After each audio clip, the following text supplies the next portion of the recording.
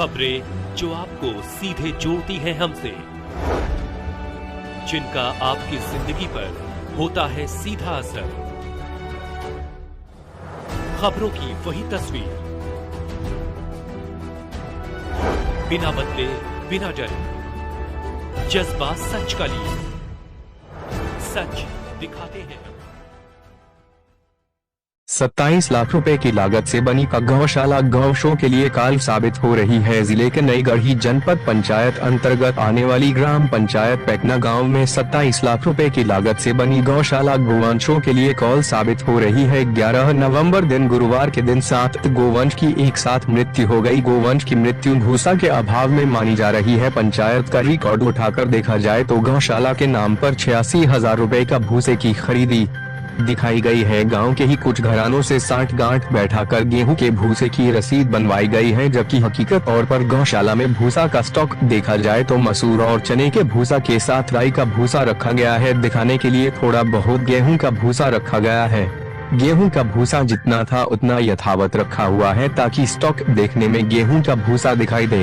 यहीं से अंदाज लगाया जा सकता है कि गोवंशों को भरपूर भूसा खाने को मिलता तो एक साथ में 7 गायों की मौत कैसे हो सकती थी। गौशाला में नियुक्त कर्मचारी द्वारा जानकारी चाहिए गई। उनके द्वारा साफ शब्दों में बताया गया कि हम लोग भूसा भरपूर देते हैं, लेकिन गोवंश उस भूसे को खाने से मजबूर हैं। थोड़ा बहुत खाते हैं और उठाकर उसको किनारे कर दिया जाता है। फिर दूसरे दिन दूसरा भूसा दिया जाता है। जिस दिन से गौशाला चालू हुई है उस दिन से आज दिनांक तक में 50 से 60 के बीच में गायों की मृत्यु हो चुकी है। अभी भी 3 गाय जिंदगी और मौत से गौशाला के भीतर जूझ रही हैं। अभी हाल ही में गायों की एक साथ मौत होने की खबर जैसे ही सोशल मीडिया में वायरल होने लगी, खबर को पढ़ते ही बिना देर किए कथित सरपंच एवं पूर्व उप सरपंच आधी रात को जेसीबी लगवाकर गौशाला में मृत पड़ी गायों को गड्ढा खोदवाकर गड़वा दिया गया। कर्मचारियों को कथित सरपंच द्वारा एवं पूर्व उप सरपंच द्वारा आदेशित किया गया कि अगर कोई जानकारी लेने आता है गायों की मृत्यु कैसे हुई, आप लोग गौशाला की गाय साबित नहीं करेंगे। यह बताया जाएगा कि ग्रामीण लोग अपना मवेशी लाकर यहाँ पर फेंक देते हैं और गांव के अंदर जो आवारा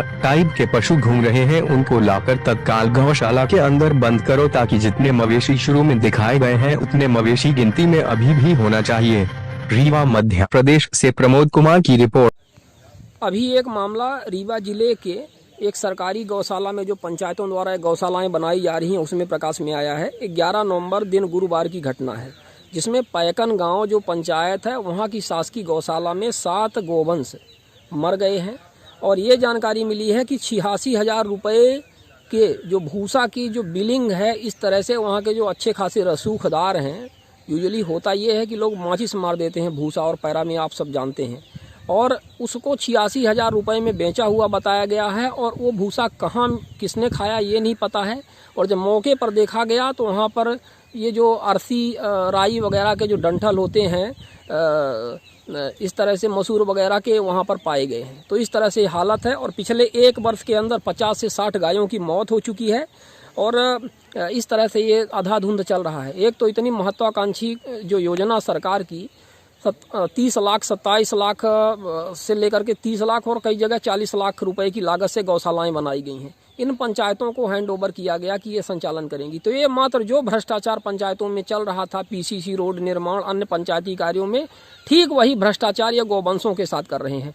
तो वहाँ तो आदमी है किसी तरह से अपनी व्यवस्था कर लेता है जिसको उसका अधिकार नहीं मिला, लेकिन इन गौवंशों को न ये भूसा उपलब्ध करवाते न पानी उपलब्ध करवाते, जिससे ये सैकड़ों गौवंश इस पैकन गाँव गौशाला में अब तक मारे जा चुके हैं। तत्काल ये जो पंचायत है, पंचायत से इसको हटा करके किसी जिम्मेदार संगठन, किसी जिम्मेदार स्व सहायता समूह या जो भी व्यक्ति जिम्मेदारी ले और जिसकी मॉनिटरिंग प्रति सप्ताह होनी चाहिए, ऐसे लोगों को दिया जाना चाहिए। और ये कतई बर्दाश्त नहीं किया जाएगा।